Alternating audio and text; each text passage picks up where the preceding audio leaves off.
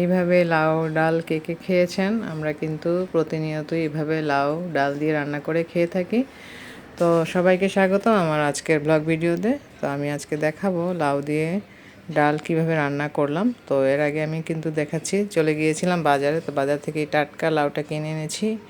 আর যে বাকি সবজিগুলো দেখছেন তাও কিন্তু কিছু কিছু এনেছি। তো আসলে লাউ কিন্তু টাটকা খেতেই ভালো। বাজার থেকে এনেই আমি রান্না করতে চলে গিয়েছি। তারপর আপনাদের সাথে বাজারটা একটু ঘুরে ঘুরে দেখাচ্ছি, কারণ এগুলো আমি বাজার করেছি আজকে। তো যাই হোক, প্রতিনিয়তই এভাবেই বাজারে যাই, বাজার করে আনি, তারপরে আমরা রান্না বান্না করে খাই। তো বাসায় চলে আসলাম, এসে লাউটা কেটে দেখি একদমই টাটকা এবং দারুণ। লাউ থেকে একটা কষ বের হচ্ছিলো। এমন যদি লাউ থাকে তাহলে মনে করবেন লাউটা একবারেই টাটকা। তো আমি ভালোভাবে একটু কেটে নিচ্ছি, কারণ লাউ কিন্তু চামড়াটাও খাওয়া যায়, যে খোসাটা, তো খোসাটা রেখে দিব, পরে আমরা ভাজি করব। তো আমি লাউগুলো যত্ন সহকারে যে কেটে নিচ্ছিলাম, দেখতে পেয়েছেন। তো কাটাকুটির পরেই কিন্তু চলে যাব আমি রান্না করতে। তো আমি যত্ন সহকারে কাটছি, আর এদিকে পেঁয়াজও কুচি করে নিচ্ছি, যেহেতু সব কিছুই লাগবে, পেঁয়াজ কুচি, মরিচ কুচি, আর এই যে লাউ, অন্যান্য মশলা, সব কিছু দিয়ে আজকে রান্না করব। আজকে রান্নাটা একেবারে সাদা মাঠা। লাউ ডাল আমার বাসার সবাই পছন্দ করে, তাই আমি এটা প্রায় সময় করে থাকি। আর আমারও খুব প্রিয়। আর যেহেতু রোজা রমজানের দিন, এরকম সাধারণ খাবার খাওয়াই কিন্তু প্রয়োজন। মাছ মাংস একটু অ্যাভয়েড করাই ভালো। আর আমরা এমনিতেই একটু তেল কম খাই, দেখেছেন আমার সব ভিডিওতেই। আর এটা আমি অল্প পরিমাণে তেল দিয়ে রান্না করব। আর এরকম তেল ছাড়াও কিন্তু রান্না করা যায়। আরেকদিন আমি আপনাদের দেখাবো যে লাউ ডাল কীভাবে তেল ছাড়া রান্না করে। তো এখন কাটাকুটির কাজ শেষ, আমি ভালোভাবে ধুয়ে নিচ্ছি পানি দিয়ে। তবে লাউ কেটে নেওয়ার আগে ধুয়ে নেওয়াটা উচিত। তো যাই হোক, আজকে আমি এটা করিনি। তো যাই হোক, করলে আরও ভালো হতো। তো পরিষ্কার করে পরিষ্কার পানি দিয়ে ধুয়ে নিচ্ছি। এখানে ডালটাও ধুয়ে নিচ্ছি, যেহেতু ডাল দিয়ে রান্না করব বলেছি আপনাদের। তো আমি কাজ করছি আর ভিডিও করছি, আপনাদের সাথে গল্প করছি, তো অনেক ভালো লাগে আসলে।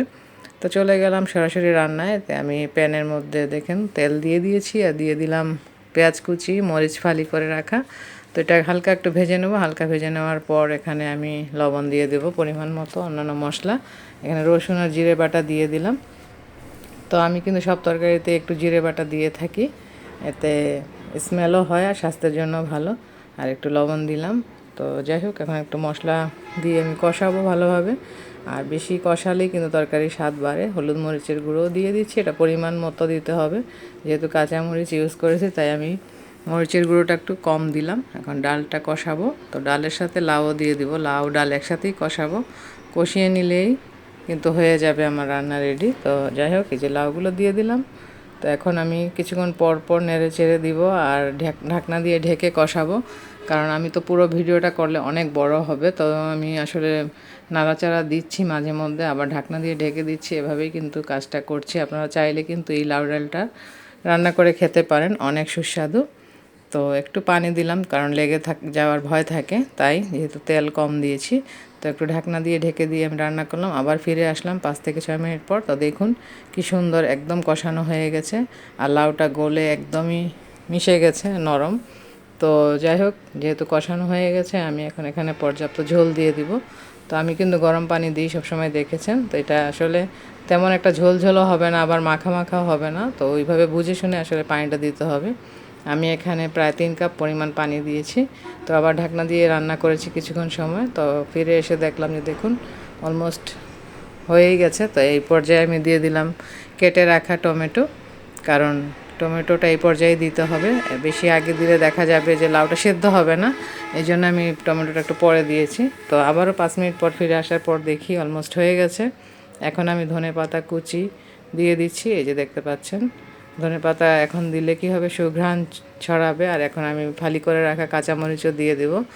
তো যাই হোক, সব মিলিয়ে আমার আজকের রান্নাটা অনেক ভালো হয়েছে। তো যেহেতু আমরা আগের রাতেও খাবো, সেরিও খাবো, এটা আমাদের আজকের খাবার। তো সবাই অবশ্যই না টেনে দেখবেন, সবাইকে অনুরোধ করছি। আর আমার ব্লগ ভিডিওগুলো, রেসিপি যদি আপনাদের ভালো লেগে থাকে, অবশ্যই আপনারা লাইক কমেন্ট শেয়ার করে পাশে থাকার চেষ্টা করবেন। আর এ পর্যন্ত আমার পেজটি যারা ফলো দেননি, ফলো দিয়ে পাশে থাকবেন অবশ্যই। আবার একটি নতুন ব্লগ ভিডিওতে দেখা হবে। আজকে বিদায় নিয়ে নিচ্ছি, আজকে এই পর্যন্তই। সবাই ভালো থাকবেন।